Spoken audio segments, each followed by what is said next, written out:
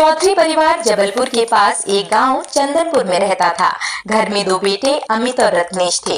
माँ बाप बूढ़े हो गए तो ज्यादा कुछ नहीं बोल पाते थे और दोनों भाई हर समय जमीन के बंटवारे के लिए लड़ते रहते थे। इसी कारण बड़ा भाई अमित अपनी पत्नी को लेकर शहर में नौकरी करने चला गया और रत्नेश को यहीं गाँव में माँ बाप के पास रुकना पड़ा। अरे बेटा, आज अमित का फोन आया था, कह रहा था कि जमीन के कागज तैयार हुए या नहीं। अब क्या जवाब दूं मैं उसे? सारी गलती तुम्हारी और बाबूजी की है माँ। भैया तो शहर चले गए हैं ना, वहाँ अच्छी खासी नौकरी भी कर रहे हैं। हम यहाँ धूप में मेहनत करके फसल उगा रहे हैं, तो खेत तो हमारा ही होगा ना। भैया क्यों अपना हिस्सा मांगे? क्या बेटा, तुम दोनों इतने समय से लड़ाई कर रहे हो, आखिर में सगे भाई हो तुम। ये तो भैया को समझना चाहिए ना बाबूजी। हमसे तो फोन पे बात करने की हिम्मत नहीं है उनकी, तो बस आप दोनों को परेशान करते रहते हैं या फिर रीना भाभी से फोन लगवा देते हैं, और हम कोई उनके नौकर नहीं है। दोनों भाई मानने को तैयार ही नहीं थे। दोनों अपनी अपनी जिद पर अड़े हुए थे। रत्नेश अपनी भाभी यानी कि रीना से ज्यादा बातचीत नहीं करता था। दोनों बस कभी कभी फोन पर एक दूसरे का हालचाल पूछ लेते थे। लेकिन एक दिन रत्नेश को रीना का फोन आता है। हाँ भाभी, नमस्ते। हेलो, नमस्ते रत्नेश भैया। माँ बाबूजी बढ़िया है ना? हाँ भाभी, वो दोनों ठीक है।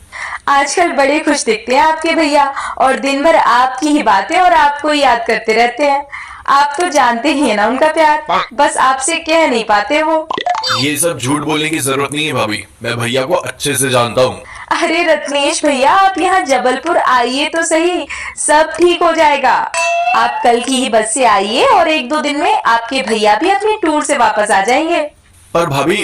पर कुछ मत कहिए अब आप, जल्दी से यहाँ आ जाइए। माँ बाबूजी अपना ख्याल एक दो दिन खुद ही रख सकते हैं, इतने भी बूढ़े नहीं है वो।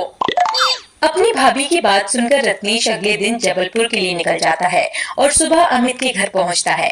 अरे रत्नेश भैया, आइए आइए, स्वागत है आपका हमारे छोटे से घर में। नमस्ते भाभी, घर तो बढ़िया है आपका। ये माँ ने कैरी का अचार भेजा है आप लोगों के लिए। इस सब की क्या जरूरत थी? मैं तो सिर्फ आपसे मिलना चाहती थी। आप हाथ मुंह धो लीजिए, तब तक मैं चाय लेकर आती हूँ। आधे एक घंटे में आपके भैया भी आते ही होंगे। रत्नेश वॉश बेसिन के पास मुंह धोने लगता है।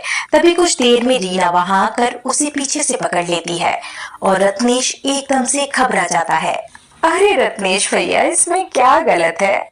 आखिर देवर हो आप मेरे, इतना हक तो बनता है ना मेरा। दूर हो जाइए मुझसे, मैंने क्या सोचा था और आप ये क्या कर रही हैं? ऐसा भी क्या कर दिया मैंने? असली काम तो मैं अब करूंगी। तभी अचानक रीना रत्नेश को पकड़कर जोर जोर से चिल्लाने लगती है और आसपास के लोग घर का ताला तोड़कर अंदर आ जाते हैं। कोई मेरी मदद करो, बचाओ मुझे। देखो, ये मेरा देवर मुझे देखते ही मेरे साथ क्या करने की कोशिश कर रहा है। कोई पुलिस को फोन लगाओ।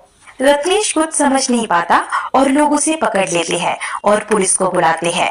तभी कुछ देर में अमित भी घर आता है और जमी हुई भीड़ को देखकर पूछता है, ये भीड़ क्यों लगा रखी है मेरे घर के सामने? क्या है ये सब? अमित, अच्छा हुआ आप यहाँ आ गए। ये देखो, आपका छोटा भाई रत्नेश बिना बुलाए यहाँ आ गया और इसने आते ही आपके ना होने की वजह से आपका फायदा उठाते हुए मेरे साथ क्या करने की कोशिश की। अरे रत्नेश, तुम इतना नीचे गिर सकते हो, मैंने सोचा नहीं था।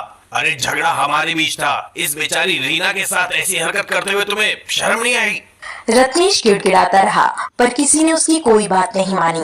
रत्नेश को 5 साल की जेल हुई और जमीन अमित के हाथों में